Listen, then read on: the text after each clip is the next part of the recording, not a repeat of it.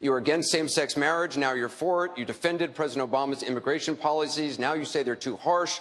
You supported his trade deal dozens of times. You even called it the gold standard. Now, suddenly last week, you're against it. Will you say anything to get elected? Well, actually, I have been very consistent over the course of my entire life. I have always fought for the same values and principles. Do you think New York State should recognize gay marriage? No. No. Okay. I believe that marriage is not just a bond, but a sacred bond between a man and a woman. I have not supported same-sex marriage. I have supported civil partnerships and contractual relationships. I support marriage for lesbian and gay couples.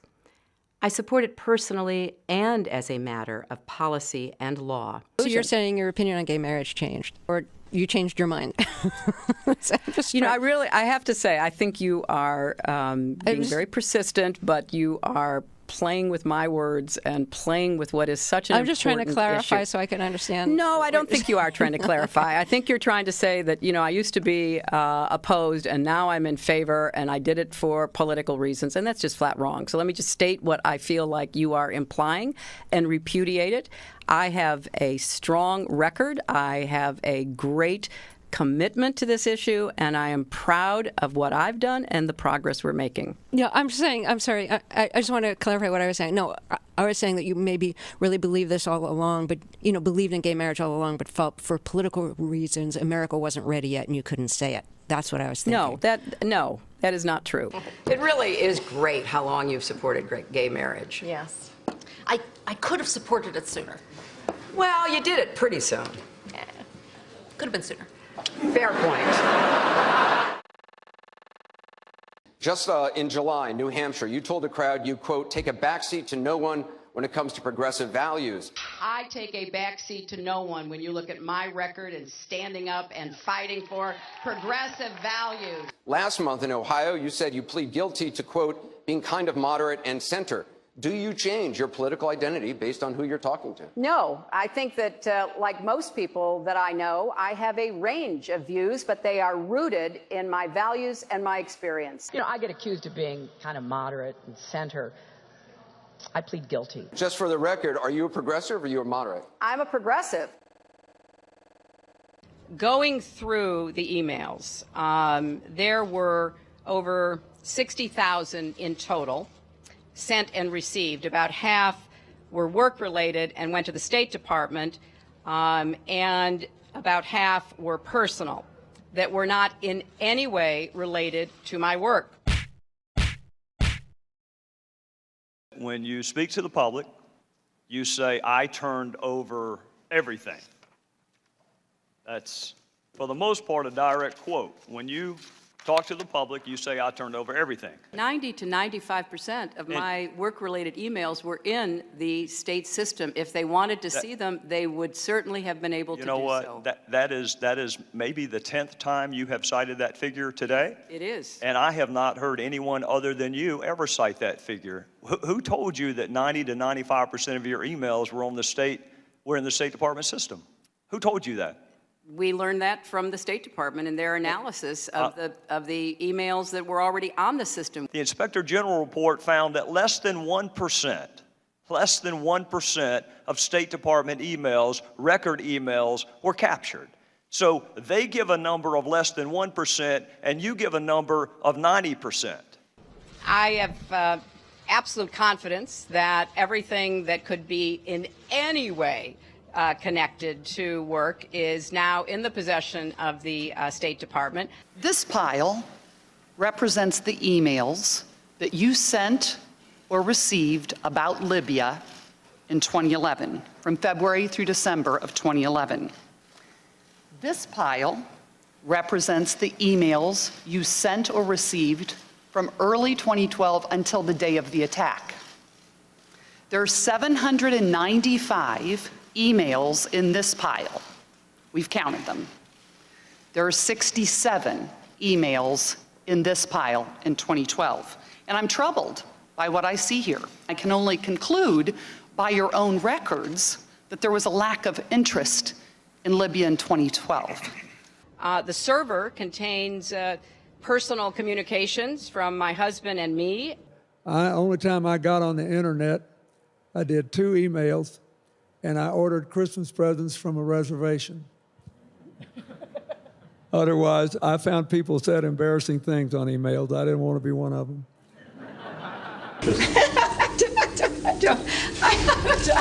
I mean, and how many angels dance on the head of a pin? I have really nothing to. I mean, how do you answer that? I represented Wall Street as a senator from New York, and I went to Wall Street in December of 2007, before the big crash that we had, and I basically said, cut it out. Quit foreclosing on homes. Quit engaging in these kinds of speculative behaviors. Now, who's exactly to blame for the housing crisis? I think there's plenty of blame to go around. Home buyers who paid extra fees to avoid documenting their income should have known they were getting in over their heads. Of course, we have to deal with the problem that the banks are still too big to fail.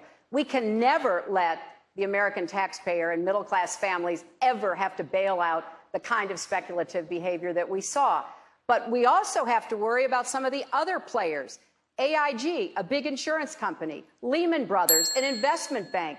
There's this whole area called shadow banking. That's where the experts tell me the next potential problem could come from. So I'm with both Senator Sanders and Governor O'Malley in putting a lot of attention onto the banks. And the plan that I have put forward would actually empower regulators to break up big banks. I represented New York, and I represented New York on 9/11.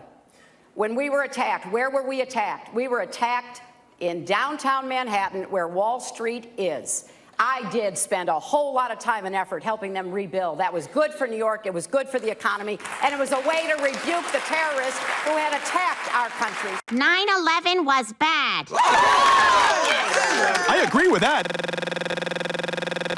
Time and time again, you hear one thing in speeches, and then you see a campaign that has the worst kind of tactics, reminiscent of the same sort of Republican attacks on Democrats. Well, I am here to say that it is not only wrong, but it is undermining core democratic principles. Since when do Democrats attack one another on universal health care? I've looked at the legislation that Senator Sanders has proposed, and basically he does eliminate the Affordable Care Act, eliminates private insurance, eliminates Medicare, eliminates Medicaid, TRICARE, Children's Health Insurance Program. Just because Senator Obama chose not to present a universal health care plan does not give him the right to attack me because I did. So let's have a real campaign. Enough with the speeches and the big rallies and then using tactics that are right out of Karl Rove's playbook. This is wrong, and every Democrat should be outraged. The Democratic Party in the United States worked since Harry Truman to get the Affordable Care Act passed. So shame on you, Barack Obama. It is time you ran a campaign consistent with your messages in public. Hillary Clinton's attempt to tout her foreign policy experience hounded her again on the campaign trail today. I made a mistake in describing it. She claimed she misspoke last week and was sleep deprived when she described landing under sniper fire in Tuzla, Bosnia, something that didn't happen. But CBS News has found several times in the past few months when Senator Clinton used the Bosnia trip to try to show her international experience. December in Iowa. We landed in one of those corkscrew landings and ran out because they said there might be sniper fire. I don't remember anybody offering me tea on the tarmac when that was happening. Then in February. The welcoming ceremony had to be moved inside because of sniper fire. And last week. I remember landing under sniper fire. We basically were told to run to our cars. Now that is what happened. Differing accounts of your trip to Bosnia, and I'm wondering if you can clarify. I know you recall, ducking under sniper fire, and Sinbad in his account, who's on the trip, he said that the most dangerous part was remembering where he was going to eat next. He's a comedian, Jeff. He's a comedian. So you actually recall, hearing gunfire, and were you when we were flying into Bosnia, we came in a evasive maneuver. There was no greeting ceremony. And we basically were told to run to our cars. Now, that is what happened. After CBS News video showed what really happened when she landed and greeted officials, Senator Clinton maintained there were risks, but explained to the Philadelphia Daily News why she was seen on the Bosnian tarmac greeting a young child if it was really so dangerous. I was also told that the greeting ceremony had been moved away from the tarmac, but that there was this 8-year-old girl, and I said, well, I can't rush by her. I've got to at least greet her. So I greeted her, I took her stuff, and I left. Now that's my memory of it. Good to see you. Once again, her memory doesn't match our videotape.